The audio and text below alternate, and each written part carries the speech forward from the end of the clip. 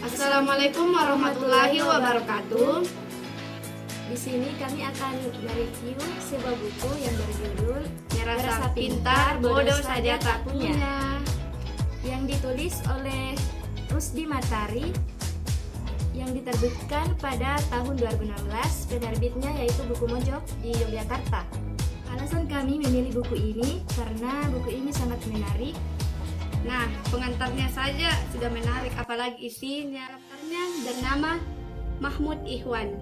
Nah, inti dari pengantarnya itu, jangan percaya dengan matamu, jangan dengar yang dikatakannya. Ia memperdayaimu. Matamu memperdayaimu. Dalam buku ini terdapat banyak cerita yang berbeda-beda. Namun tokohnya itu sama. Tokohnya di dalamnya yaitu yang pertama Cak Dlahong sebagai tokoh utama, Mat Piti, Romla, dan suaminya bernama Sumaudi, terus adiknya bernama Gusmud, dan ada juga Pak Lurah. Jadi Cak Dlahong ini adalah seorang sufi yang di dalamnya itu orang-orang menganggap ia itu gila. Ya, menurut yang aku baca di sini bahwa Cak Dlahong itu mengerti akan agama, tapi kegelurannya itu ya tidak melaksanakan sholat 5 waktu. Sedangkan Mapiti itu adalah seorang yang sahabat kecilnya Cak Dlahong. Mapiti itu adalah orang yang dikenal di kampung, orang yang dermawan, yang selalu membantu orang-orang yang susah. Mat Piti ini adalah orang yang satu-satunya menganggap dari ocehan Cak Dlahong ini terdapat pesan di dalamnya. Mat Piti juga menganggap bahwa Cak Dlahong adalah orang yang istimewa. Jadi kami akan menceritakan beberapa kisah dalam buku ini. Dalam pembahasan pertamanya itu, benarkah kamu merindukan Ramadan?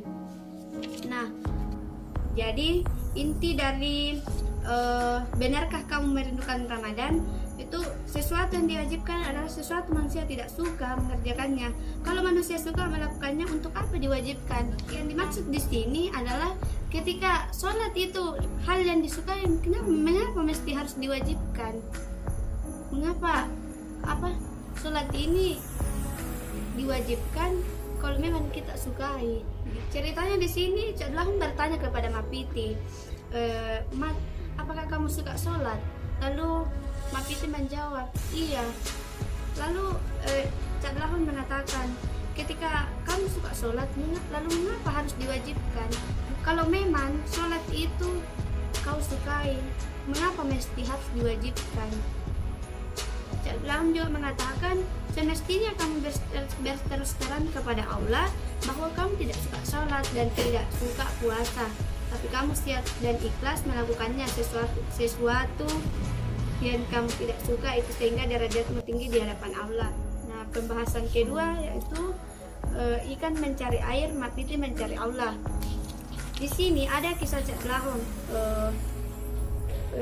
tentang ikan. Suatu hari ikan-ikan itu melompat keluar kali dan bertanya, di mana air? Ikan-ikan itu tidak tahu bahwa selama ini mereka sudah berada di dalam air. Nah, Mat Piti mengatakan, kok lucu ya? Lalu Cak Dlahong bilang, sama lucunya dengan kau, Mat, karena kamu selalu bertanya dan ingin mencari Allah, padahal Allah meliputimu setiap saat, lebih dari jentikan nadin yang paling halus yang pernah kamu dengar atau kamu rasakan. Lalu Cak Dlahong mengatakan kepada Mat Piti,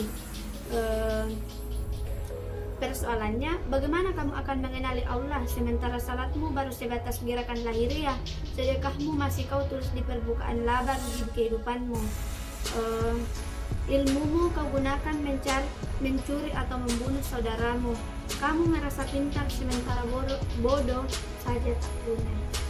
Lalu Mat Piti beristighfar, astagfirullah, subhanallah, betapa bodohnya saya. Ya, itulah percakapan antara Mat Piti dan Cak Dlahong Kata yang mengesankan di sini adalah kau merasa pintar sementara bodoh saja tak punya. Cerita selanjutnya berjudul Masalah Manusia Sama, yaitu sekepalan tangan. Dalam cerita ini Romla yaitu merupakan anak dari Mat Piti. Ia ini sedang dirundung masalah. Nah, Romla ini curhat kepada Cak Dlahom. Masalahnya yaitu dia itu baru menikah di usia 29 tahun. Singkat cerita, Cak Dlahom menyuruh Romla mengambil segelas air dan segenggam garam, kemudian menyuruhnya meminum air tersebut. Nah, Romla ini merasakan asin pada air itu. Kemudian Cak Dlahom mengajak Romla ke telaga. Nah, dia ini membawa segenggam garam juga. Nah, Cak Dlahom pun menyuruhnya melemparkan garam ke telaga tersebut. Nah, dan menyuruh meminum air tersebut. Kemudian Romla mengatakan ini tidak asin. Nah, menurut saya dalam cerita ini mengajarkan bahwa masalah manusia itu sama, hanya sekepalan tangan. Nah, tergantung manusia ini menempatkan masalahnya itu di segelas air saja atau di telaga. Adapun cerita selanjutnya itu menjawab fitnah memberi maaf. Nah, Lebaran hari kedua rumah Mak Piti kembali ramai. Didatangi orang-orang. Mereka bukan hendak berlebaran dan bermaafan-maafan, melainkan meminta kejelasan soal yang mereka sebut sebagai isu nasional di kampung. Benarkah Romla dan Cak Dlahom akan dinikahkan dan kenapa Cak Dlahom menginap di rumah Mak Piti? Nah, Mak Piti mengatakan Cak Dlahom akan menjawab semuanya. Lalu Cak Dlahom mengatakan bahwa Romla itu adalah anak kandungku. Kemudian para warga kaget dan meminta maaf kepada Cak Dlahom.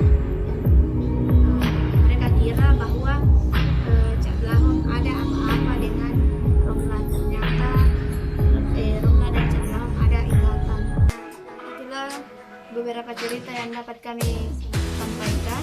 Kurang lebihnya mohon dimaafkan. Assalamualaikum warahmatullahi wabarakatuh.